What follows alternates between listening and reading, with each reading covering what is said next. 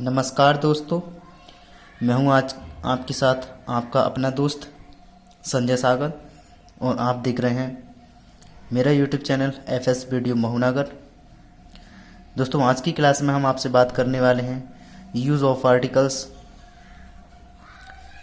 कि आर्टिकल का प्रयोग हम किस तरह के वाक्यों में करते हैं भी या नहीं। हमें वाक्यों से पहचानना होता है कि ये क्या होता है, noun, pronoun, article, adjective, verb, किसी क्या क्या होता है, ये सबको पहचानना होता है हमें वाक्यों से। तो दोस्तों, आज हम उसी के ऊपर क्लास बना रहे हैं, आपको वीडियो बना रहे हैं। दोस्तों, मैं चाहता हूँ कि आपको आर्टिकल की पहचान हो कि क्या आर्टिकल है, कैसे वाक्यों में है इसका प्रयोग। तो चलिए हम आपको बता देते हैं। सबसे फर्स्ट यहाँ पर दिया हुआ है, वास्तव में आर्टिकल डिमॉन्स्ट्रेटिव एडजेक्टिव्स होते हैं। ये 3 होते हैं। कौन कौन से? A and the. ये क्या है? आर्टिकल है हमारे। उसके बाद आता है ए और एन को इंडेफिनिट आर्टिकल्स कहते हैं। ए और एन को क्या कहते हैं दोस्तों? इंडेफिनिट या इंडेफाइनाइट आर्टिकल्स कहते हैं। और द जो होता है वो डेफिनाइट आर्टिकल होता है, या द को डेफिनाइट आर्टिकल कहते हैं। अब इसका यूज़ कैसे करते हैं तो दोस्तों ये देख लीजिए आप। फर्स्ट पर दिया हुआ है कि ए और एन का प्रयोग सिंगुलर काउंटेबल्स के साथ किया जाता है। आर्टिकल्स द का प्रयोग दोनों सिंगुलर और प्लूरल काउंटेबल्स के साथ किया जाता है। दूसरी बात आती है, आर्टिकल्स ए का प्रयोग उन एकवचन काउंटेबल नाउन्स के साथ किया जाता है जो कॉन्सोनेंट साउंड्स व्यंजक ध्वनियों से प्रारंभ होते हैं, जैसे a yoke, a European, a boy. Third आता है हमारा, आर्टिकल एन का प्रयोग उन सिंगुलर काउंटेबल नाउन्स के साथ किया जाता है जो बाउल साउंड स्वर ध्वनियों अर्थात ए ई आई ओ यू से प्रारंभ होते हैं। जैसे हम देख सकते हैं, एन अम्ब्रेला एक छाता, एन इंकपोट एक इंकपोट, एन आवर एक घंटा। दोस्तों, यहाँ पर ये था। समझने के तौर पर हम इस तरह से समझ सकते हैं। एन आर्टिकल का प्रयोग किया है इन्होंने। व्यंजक यहाँ पर आते हैं। व्यंजन से प्रारंभ होने वाले उन शब्दों से पूर्व भी एन का प्रयोग होता है जिनका उच्चारण ए से होता है, जैसे N, M A N, M P N, S D O आदि। तथापि किसी बाउल की ध्वनि कॉन्सोनेंट की हो तब उसके पूर्व एन न आकर ए आता है। जैसे आई सा ए यूरोपियन, मैंने एक यूरोपियन देखा। नेक्स्ट अब आता है, यहाँ यूरोपियन के शुरू में बाउल ई होने पर भी ध्वनि यू की निकलती है। क्या निकलती है? आवाज़ निकलती है। यहाँ पर देख लेते हैं, यूरोपियन लिखा हुआ है, यूरोपियन, लेकिन यू की आवाज़ निकल रही है, इसकी आवाज़ नहीं निकल रही है। जबकि जब किसी शब्द के पूर्व कॉन्सोनेंट हों पर ध्वनि यानी कि बाउल की निकलती हो तब एन का प्रयोग होता है। ध्यान से समझना। जैसे he is an honest boy, he मानी वह, इज मानी है, एन मानी एक, हॉनेस्ट मानी ईमानदार, बॉय मानी लड़का। इसका क्या मतलब हुआ? वह एक ईमानदार लड़का है। यहाँ हॉनेस्ट में कॉन्सोनेंट एच होने पर भी ओ की ध्वनि निकलती है, अतः एन का प्रयोग किया गया है। दोस्तों, बात आपको समझ में आ गई होगी। चलते हैं नेक्स्ट 4। द का प्रयोग निम्न अवस्थाओं में भी होता है। फर्स्ट, उन नाउन्स के पहले जिनका परिचय हो गया है। तो जैसे कि there was a king, the king had no son. इसका हिंदी अर्थ क्या हुआ कि वॉज ए किंग एक राजा था, द किंग हैड नो सन राजा का कोई पुत्र नहीं था। ये इसका हिंदी अर्थ हो गया। सेकंड आता है नाउन्स की संपूर्ण जाति का बोध कराने के लिए। ये दिया हुआ है द यानी कि आर्टिकल हमारा, यहाँ पर भी आर्टिकल है हमारा। कौन सा आर्टिकल है? ये आर्टिकल है डेफिनाइट आर्टिकल। द यहाँ पर भी है, डेफिनाइट आर्टिकल कह सकते हैं, डेफिनाइट। तो the dog is a faithful animal. इसका हिंदी अर्थ क्या होगा? द डॉग मानी कुत्ता, इज मानी है, ए मानी एक, फेथफुल मानी वफादार, एनिमल मानी पशु। यानी कि डॉग कुत्ता वफादार एक पशु है। या इस तरह से भी कह सकते हैं कि कुत्ता एक वफादार पशु है। सेकंड यानी कि थर्ड आता है हमारा उन नाउन्स के पहले जो संसार में एक ही हों, जैसे river, mountain, sun, moon, sea, sky and अर्थ।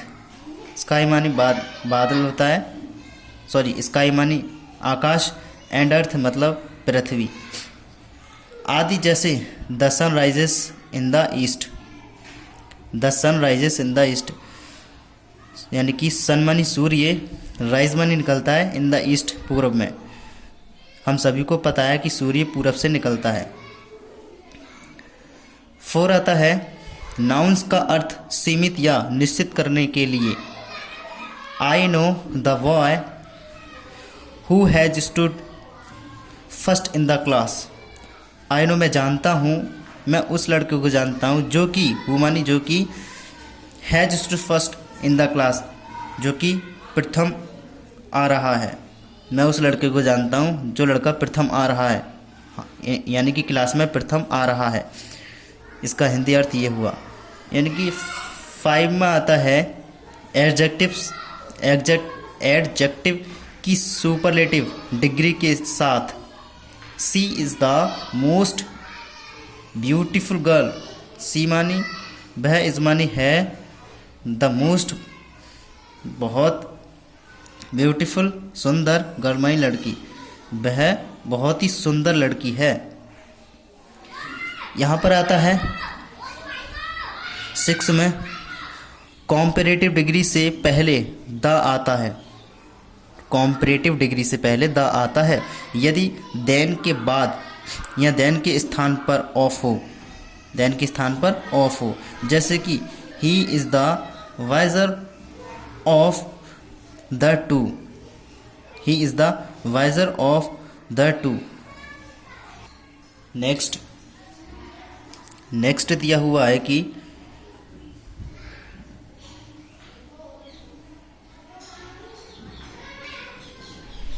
जब एडजेक्टिव का प्रयोग नाउन्स के रूप में होता है तब we should help the poor. B मानी हमें, शुड मानी चाहिए, हेल्प मानी मदद, द पुअर मानी गरीबों की, यानी हमें गरीबों की मदद करनी चाहिए। ध्यान रखें कि ऐसे वाक्य में एडजेक्टिव सिंगुलर नंबर में होगा। एडजेक्टिव के पश्चात नाउन का प्रयोग नहीं होगा। जैसे समझ सकते हैं हम अखबारों, पुस्तकों या रेलों के नाम से पूर्व, जैसे कि आई फर्स्ट है I went why the Taj express. मैं एक्सप्रेस यानी कि मैं वेंट मानी गया, वाय द ताज एक्सप्रेस के द्वारा, मैं ताज एक्सप्रेस के द्वारा गया। दूसरा दिया हुआ है कि I read the paper the Hindustan times. आप बना सकते हैं इसको। यदि प्रॉपर नाउन का प्रयोग कॉमन नाउन की तरह हो तब की बात चल रही है। जैसे कि Delhi is the London of India. Delhi मानी, दिल्ली इज़ मानी है, the London I London of India, India में, भारत का। ऑफ मानी का होता है दोस्तों। दूसरा दिया हुआ है Kalidas is the Shakespeare of India. Next अब आते हैं मॉडल सेंटेंसेस जो बने हुए हैं उसको हम आपको समझा देते हैं। तो यहाँ पर दिया हुआ है कि पायनियर एक अच्छा अखबार है। तो पायनियर इस माने है, ए माने एक, गुड माने अच्छा, न्यूज़पेपर अखबार। Pioneer is a good newspaper, Pioneer एक अच्छा अखबार है। नेक्स्ट आता है गरीब ईमानदार होते हैं।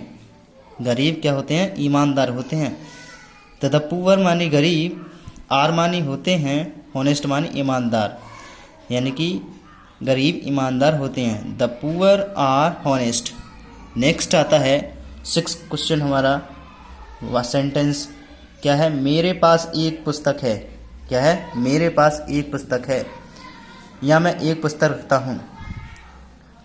यानी आई मानी मेरे, हैव मानी रखता हूँ या है, ए मानी एक और बुक मानी पुस्तक। मेरे पास एक पुस्तक है, I have a book. Next आता है 9 क्वेश्चन आता है हमारा, मैं पंजाब राज्य में रहता हूँ। क्या है? मैं पंजाब राज्य में रहता हूँ। आई मानी मैं, लिव मानी रहता हूँ, इन द स्टेट राज्य में, ऑफ पंजाब यानी ऑफ पंजाब मतलब मैं पंजाब राज्य में रहता हूँ। I live in the state of Punjab. Next आता है 12वां, वह गंगा जी में स्नान करता है। क्या करता है? वह गंगा जी में स्नान करता है। तो ही मानी वह, वॉस मानी स्नान करता है, इन मानी में, द गंगस मानी गंगा जी, यानी कि ही वॉस इन द गंगास मतलब वह गंगा जी में स्नान करता है। नेक्स्ट आता है 15वां क्वेश्चन हमारा, मैंने एक हाथी देखा। मैंने एक हाथी देखा। आई मानी मैंने, श मानी देखा, वर्ब है सेकंड फॉर्म, एन आर्टिकल हमारा, और एलिफेंट नाउन। दोस्तों यहाँ पर दिया हुआ है मैंने एक हाथी देखा, तो आई सॉ एन एलिफेंट। दोस्तों ये थी हमारी आज की क्लास, और आज की क्लास कैसी लगी है आप कमेंट बॉक्स में लिख करके बता सकते हैं। और यदि वीडियो आपको पसंद आई है तो लाइक करना। वीडियो में आपको कुछ भी थोड़ी सी कमी नज़र आ रही है तो वो भी आप मुझे कमेंट बॉक्स में शेयर कर सकते हैं कि यहाँ पर थोड़ी कमी है। दोस्तों मैं भी स्टूडेंट हूँ जो आपके लिए वीडियो बना करके डाल रहा हूँ। दोस्तों मेरा बस यही कहना है कि हर स्टूडेंट इंग्लिश में कमज़ोर ना रहे। सभी लोग, सभी स्टूडेंट इंग्लिश में अपना थोड़ा सा फोकस रखें ताकि आपको आपके काम चलाऊ हो सके कि आप एग्ज़ाम में पास हो पाएँ। तो दोस्तों अब मिलते हैं नेक्स्ट वीडियो में नेक्स्ट लेक्चर के साथ। थैंक्स।